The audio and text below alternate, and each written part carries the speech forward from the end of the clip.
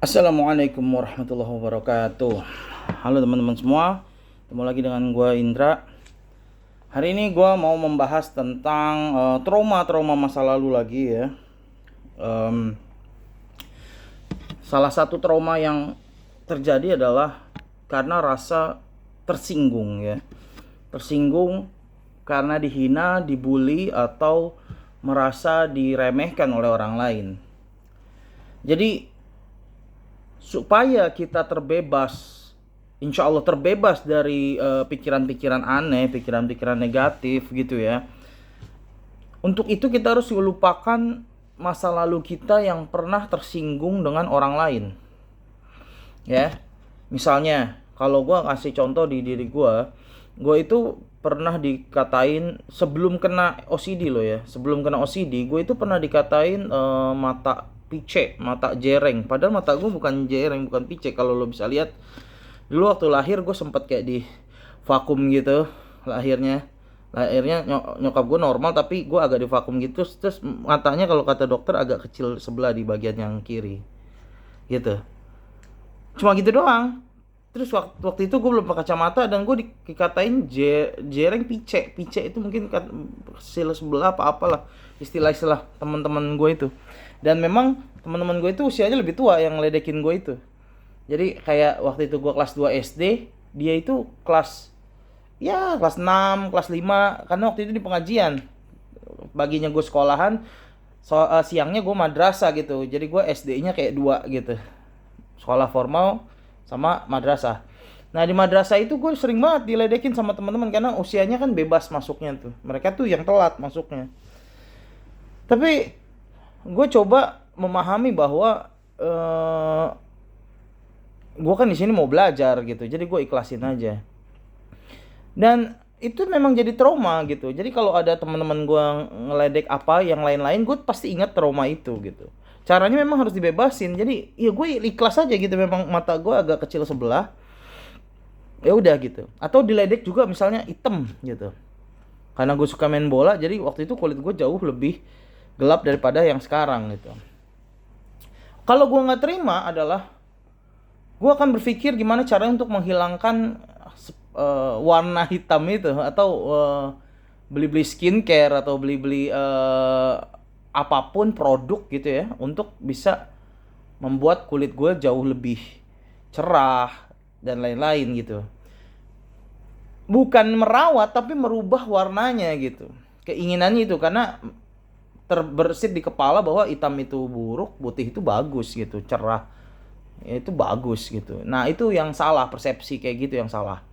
Itu membuat pikiran kita nggak tenang dan akhirnya kita kayak menyalahkan diri sendiri pertama, dan naudzubillah min dzalik selanjutnya bisa menyalahkan ketetapan Allah Subhanahu wa taala, karena yang menciptakan kulit kita seperti ini atau takdir mata gue agak sedikit lebih kecil itu kan Allah Subhanahu wa taala gitu, bukan gue yang mau, bukan orang lain yang mau gitu, tapi memang seperti itu.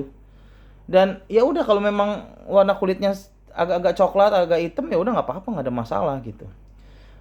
Dan terkadang orang-orang yang suka meledek seperti itu nggak sadar bahwa sebetulnya dia menanamkan pengaruh buruk buat dirinya sendiri karena menghina ciptaan Tuhan gitu ya, ciptaan Allah Subhanahu wa taala.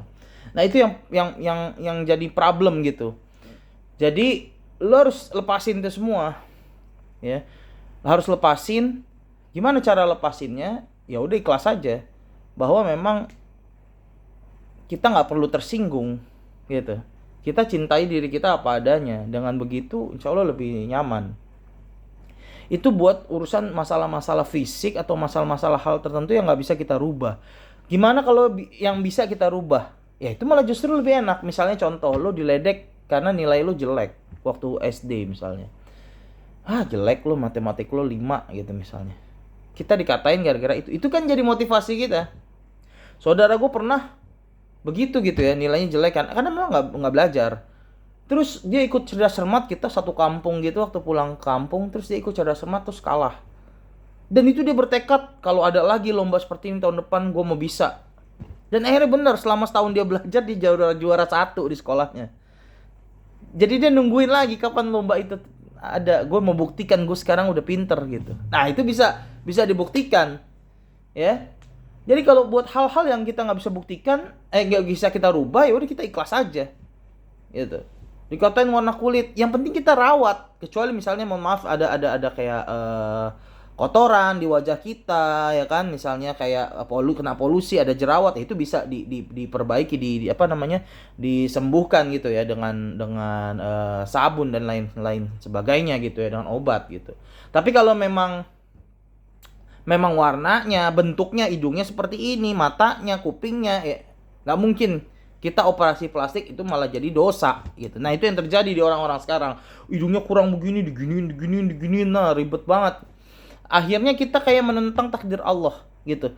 Padahal itu semua Allah ciptakan begini pasti udah bukan maksimal. Pasti udah paling cocok, paling tepat buat kita.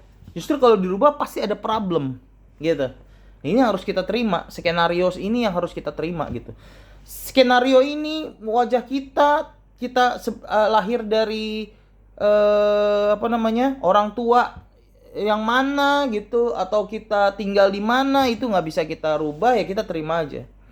Kadang-kadang bahkan orang-orang bully ini, orang Asia lemah atau apa ya gitu kan, Indonesia lemah atau apa, orang kampung. Nah, itu kita terima aja, memang kita tinggal di kampung, memang kita tinggal di Indonesia, ya udah.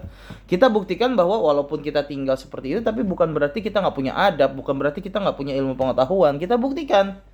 Jadi proses pembuktiannya adalah, pertama memang untuk menyadari bahwa kita itu makhluk yang belajar. Nah, ini kebetulan di Hari Pendidikan Nasional nih, hari ini 2 Mei. Jadi memang harus belajar terus manusia itu, ya. Jadi kalaupun kita dapat hinaan gitu, dijadikan itu motivasi. Tapi kalaupun kita dapat pujian, ya jangan jadi sombong. Karena kalau Allah bikin lupa, ya nggak inget udah gitu. Ya, jadi dengan begitu kita akan jauh lebih ikhlas menerima apapun sindiran orang lain, atau misalnya tersinggung orang lain. Nah, itu karena orang lain itu kita akan jarang sekali kita temui. Misalnya ini kan dekat kemarin pas Idul Fitri kan suka banyak yang nanya gitu ya, kerja di mana gitu misalnya ya, atau sekarang sekolahnya naik kelas nggak, atau masuk negeri nggak, atau udah nikah belum, dan lain-lain. Ya lu ngapain tersinggung gitu? Dijawab aja apa adanya. Kalaupun mereka ngatain, payah lo gitu, atau anaknya udah punya anak belum, payah lo kalau masih ini. Lalu jelasin aja, ya, saya nggak menunda, saya udah berusaha, udah berdoa maksimal, Allah memang belum kasih. Nah, mungkin Anda punya ide gimana caranya gitu, atau supaya misalnya cepat punya anak, atau ada tips-tipsnya, atau gimana caranya biar masuk sekolah negeri, atau gimana caranya biar cepat nikah. Coba apa Anda bisa cariin jodoh? Nah, seperti itu. Bisa cariin, mungkin kenalin rekan-rekan. Nah, jadi malah dengan kita membuka omongan seperti itu, kalaupun niat dia mencemooh, itu akan berbalik gitu kepada dia.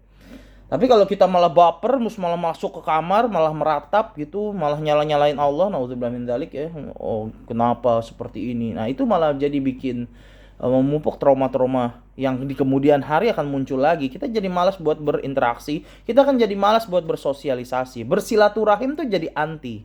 Gue nih orang yang sebetulnya agak introvert gitu, tapi gue nggak malas buat bersilaturahim, karena itu proses yang harus dilalui gitu ya. Karena itu adalah kebaikan, karena itu adalah suatu hal yang baik yang harus dipertahankan gitu untuk generasi-generasi selanjutnya, bukan hanya di media sosial, tapi ketemu gitu. Memang harus ketemu. Oke, jadi jangan mudah baper gitu, jangan mudah dibawa perasaan. Untuk itu kita juga harus jaga omongan supaya kita nggak bikin orang lain tersinggung gitu, supaya nggak bikin trauma buat orang lain, mungkin juga bikin trauma buat diri kita karena kita pernah salah ngomong gitu. Ya, jadi trauma yang salah satu yang cukup keingat-ingat lagi adalah tuh tersinggung dengan orang lain. Jadi lo harus bersihin banget ya. Dilepas, sudah lepas, ikhlasin aja gitu. Jadi jangan sampai itu mengganggu, karena ya disitulah pikiran negatif jadi mudah buat menguasai lo. Oke, semoga bermanfaat. Wassalamualaikum warahmatullahi wabarakatuh.